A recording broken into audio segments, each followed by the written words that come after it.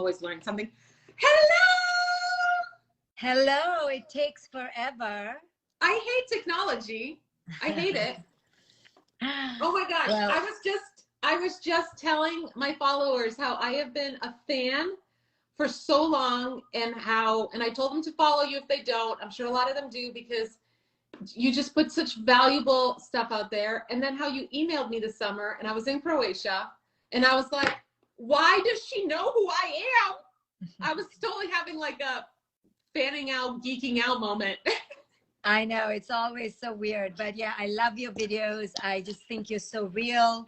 You're so transparent, and mothers need that. And you're such an emblem of allowing for yourself to be imperfect and embracing yourself. And I think you allow mothers to do that, and that's very important to me. So I'm so excited to share this moment with you. And you're coming to my annual summit. You're going to be a keynote speaker at my annual summit in Atlanta. You happen to be there anyway. Later this month, which I'm really excited about. October 21st. So, you know, both of us really work hard on allowing mothers and women in general to feel empowered.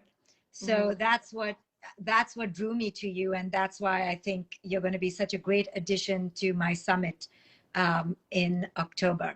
At the end of this month. Yeah. I'm so excited to hang out with you in person. I promise to act completely normal around you. I promise not to be like crazy fan. I will just be chill. I'm gonna be chill.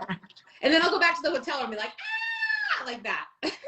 It's going to be fabulous. Everyone's going to be so excited to see you and to hear from you. So you're our special guest, and you're going to add so much value. You know, so you've been touring and doing your book, so you know how amazing it is when people gather together. You know what? I was thinking about you actually, because I've been off social media for a little bit because I was finishing my second book. And one of the things I write in the book so much about, which, you know, it's not even out yet, it'll be out next year, was how much support groups helped my son. And I was thinking about the conference that you're doing, you know, Evolve coming up, and other things you do where it's that community, like really healing for my son. And obviously, you know, mental health is something that he might struggle with forever, but there's going to be good days, there's going to be bad days, but that community, the support groups are so healing, because our healing doesn't happen in isolation. And it's so hard sometimes when you're struggling, and it doesn't even have to be, you know, mental illness. It could be struggling with parenting, right? Struggling with our own trauma from our childhood, whatever it is. It's so hard to be vulnerable, but there's something, I get chills even just thinking about it. There's something about being in a community of people, like a support group or the conference you're putting together, where everybody comes there to be vulnerable. And everybody starts feeling, oh my goodness, someone else gets it. Someone else makes me feel seen. Someone just said the thing that's in my head that I didn't think anybody else was struggling. It's just like the most powerful thing I think about being a human is that connection. So I'm super excited. Yeah. And can you hear me okay? Yes. Yeah.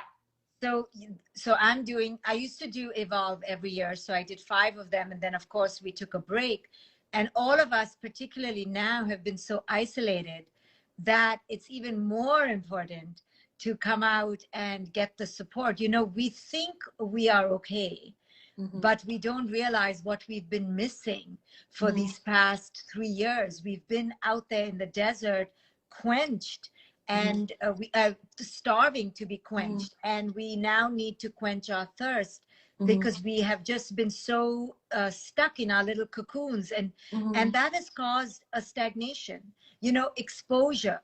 You know, learning through other people's experience, being inspired, being challenged by others' stories is how we grow.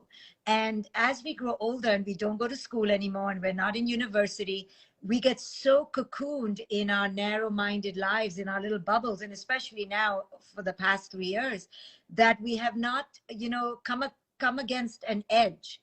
Yeah. And because of that, we don't grow. So that's why I'm so excited. This is my 6th Evolve. It's in Atlanta. So your community, if they want to come, they can go to my page and get the details. You're going to be speaking.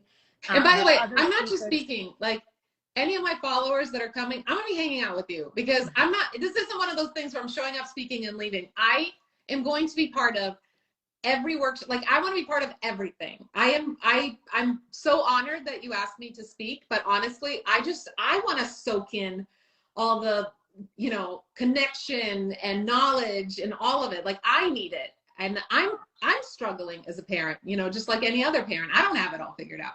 So I'm excited, not just to speak, but to receive, I'm so excited to share. I was in Croatia and Serbia and Slovenia, and I was thinking of you the whole time. And we sold out like 1,700 people in each theater. And I thought the people would be more resistant, just my own projection, but they were so open to a new. I think they're tired themselves of living in fear and control. Mm-hmm. So when I said that I teach how to parent from a new paradigm of connection, which is anti-control, people kind of were willing to soak it up. And that was very humbling for me. The people there are warm and lovely. So I was just thinking about you the whole time, and I had such a good time. I was so jealous when I saw your post. I was like, oh, I wish I was there with you. So I want to ask you though, like, you post every time you post something, a video, even if it's just like a little clip of something, bigger speaking gig you did, whatever it is, I feel like there's so much value. And I always wonder, for you personally, is there something that made the biggest difference? Like, having that new realization, is there one that made the biggest difference in your parenting journey?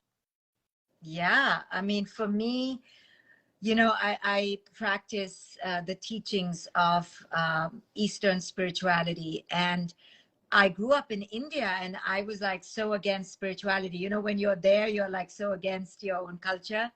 But the minute I came to America, I was 21 years old, something in me just went back toward those teachings. And all the teachings really come down to the core of why we suffer. And the core of why we suffer is because we attach to a false sense of who we are. So when we become parents, oh my goodness, talk about attaching to the role, especially as a mother. Now we've given up all other identities, and the role of mother is the most important, which means our poor child, right? Our poor child is our next project. So those teachings helped me to understand my own madness when I became a mom. And I really thought that by knowing it, I wouldn't do it. But no, when you become a mom, it's just, you go crazy. Your ego goes on overdrive. Yeah. And so I knew the teachings, but then I thought I wouldn't, fuck it up when I became a mom. But then when I became a mom and I saw my ego, I was like, oh my goodness, I've been studying this for 10 years, and here's my ego, and I haven't been able to control it. And that's when I kind of came upon conscious parenting in my mind, and I realized, the child brings out our childhood baggage. Mm-hmm. And this is our portal to healing. Yeah. And the ego, even if you worked on your ego before parenthood, the child will bring out your ego like no other human being.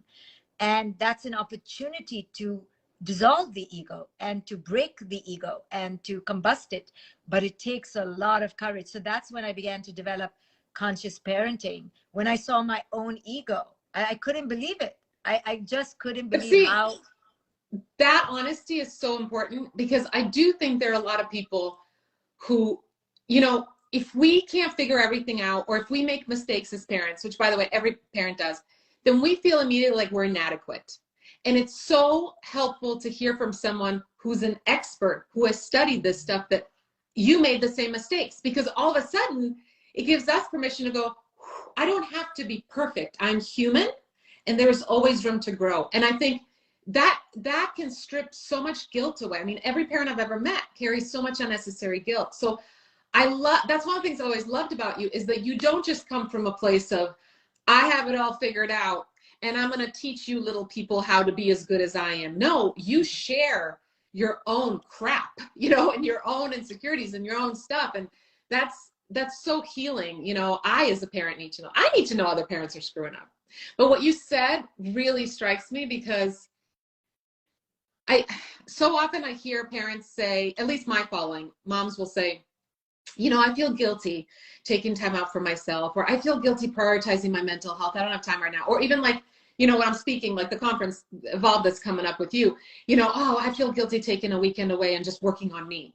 And I always think, by taking care of us, we aren't taking away from our family. We are adding to our family, because we are giving them a healthier, saner parent. And so often the parents that actually, not on purpose, end up hurting, I don't even want to use that word because it sounds, you know, I don't want to add guilt to anyone, but end up sort of having a harder relationship with their kids, are the ones that are always putting themselves last. That's a lot of pressure on a kid. Like, you have to be my everything. And on top of that, I am, without even knowing it, projecting my own insecurities and fears onto you because I'm not healed. And it just creates, I mean, it's a lot. And so anyway, I'm such a proponent for take care of your own mental health, take care of your own childhood trauma, your own insecurities. Like you said, you talk about ego a lot, all of that. And doing that for yourself actually makes you a better parent. And I found that for me, when I'm able to do that, not only do I find myself being a better parent, but oh my goodness, I am suddenly closer to my kids, even my teenagers. We have the strongest our relationship ever is when I am taking care of this and this in me. Always. Without fail, that's when I feel the closest. That's when they feel the safest to me. It's incredible. And it all starts with us. Exactly. And you know, we mothers have this false idea that we need to be there 24/7 because that's what makes a good mother. But that just makes an empty mother, a depleted mother, an exhausted mother. And we taking the time out to invest in ourselves, to go to school, so to say, and work on our own inner healing, allows us to come back with so much more energy. And we don't realize, you know, even if people say, you know, but I have no money, or I have to travel to Atlanta, you come to where I am, right? I always say, no, you do. That this is not so much money that no one has it, because when you use it in the right way for the right intention, you actually then unleash within yourself the capacity for more abundance. Mm-hmm. And people don't realize this because most of us live in lack. So we're always holding on. But spending that money on that ticket or that flight, and giving yourself the time, then actually makes you feel worthy. And you begin to see yourself as worthy. You come, you heal yourself, you connect with other people. Now you go back home and you have more creativity, more energy, more passion, more power to manifest abundance in your life. You know, so you cannot run on empty. And we know this intellectually, but when the time comes, we're so scared, especially mothers, to place ourselves first. Yeah. One thing that I often say to my followers is never feel guilty taking care of the most important person in your child's life. Exactly. And that's you. That's you. Exactly. You know what? I was actually going to mention this on stage when I'm at Evolve later in Atlanta this month. I love the idea. I know from me, when I was a new mom, young mom, and I had gone to a few conferences and all that, I still am in touch with some of the people I met there. And so I was going to encourage your audience in Atlanta, if you connect with someone here, stay in touch, especially now with FaceTime and Zooms. Like, you could literally build your own support group that lasts forever. You're already around people who are like-minded. They want the healing. They want the connection. They care about their family. Like, you already have a lot in common just by being there together. Why not turn that one weekend into a lifelong support group? And, you know, pick every Thursday night, or if it's too much, every week, once a month, we all get on a Zoom together and we all just vent and support each other. I mean, to me, that's like the ultimate thing, is all the people you meet. And, you know, again, I think every human being, anywhere in the world, I don't care how rich you are or poor you are, what your political beliefs are, whoever, the one thing I believe we all have in common is we all want to know we're not the only ones. I'm not the only one feeling this way. I'm not the only one worried about this. I'm not the only one suffering with this.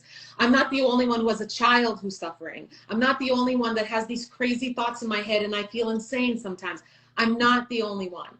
And that's why we need other humans, because all of a sudden you look at somebody who's vulnerable and they go, me too. Yep. And you feel this burden leave you, right? Immediately.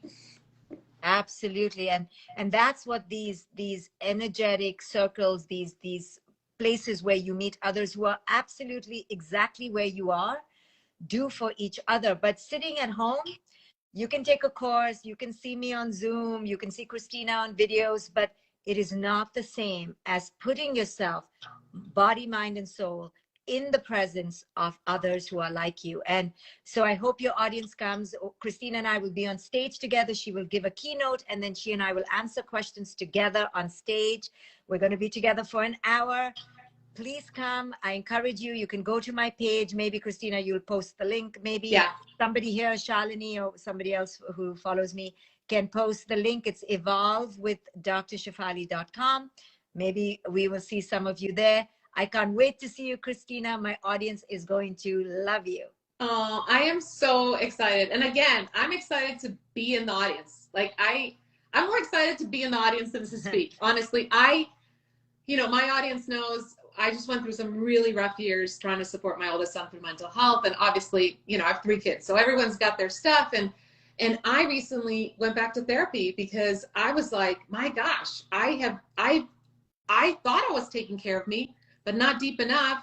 It's kind of like when you clean up just enough so guests don't judge you when they come over, but you don't ever do the deep cleaning. Like, I feel like I got to do the deep cleaning now because I'm struggling. I'm going through a period where I'm having to really work on me. And so I'm just excited to be in the audience and for me to experience that connection and that healing and just learning new and better ways to take care of me. So thank you for putting it together. I'm so excited. So honored to give that to you and to give this beautiful mother that you are some respite. You will have your own hotel room. Nobody will bother you, and you can just soak it all in and be celebrated. We're going to celebrate you, Kristina, for all the work you've done, for all your bravery, and you're just going to be held by all my audience. We're going to just love you. So I'm just warning you, I might be in my pajamas the whole time. Like, I might just show up I might do my keynote. I'm going to be like, you know what? I need me time. I'm going to show up in my pajamas. Good. I love it. I love it. Well, thank you for having me. Hopefully I'll see some of your audience there. Thank you. See you guys. All right. Can't wait to talk to you again. Bye. Bye.